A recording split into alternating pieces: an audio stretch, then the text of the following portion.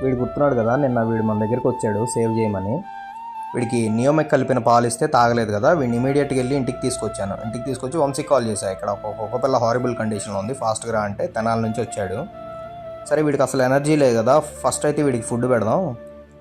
Food పెట్టేసిన తర్వాత hospital తీసుకెళ్తే వాళ్ళు చేసే ఇంజెక్షన్స్ కొంచెం పని చేయడానికి దీనికి బలం ఉంటుంది అని చెప్పి ఫుడ్ పెట్టాం.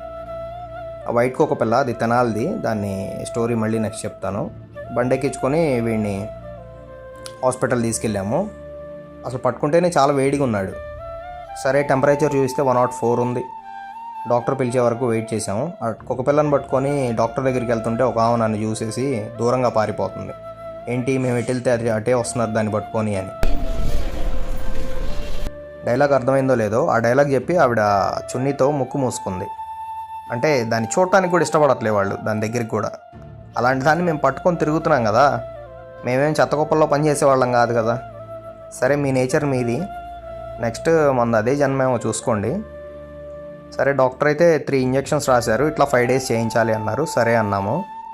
ఆ 3 ఇంజెక్షన్స్ చేసిన తర్వాత తీసుకొచ్చి అక్కడ వదిలిపెట్టాను. మళ్ళీ ఈరోజు తీసుకెళ్దామని చూస్తే అదే స్పాట్లో పడుకొని చనిపోయి ఉన్నాడు.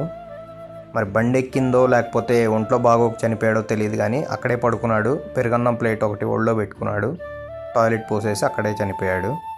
నువ్వు సేవ్ చేయలేదు అందుకే నీ వల్లే చనిపోయాడు అని ఎవరైనా అంటే మూతి పగిలిపోయిద్ది.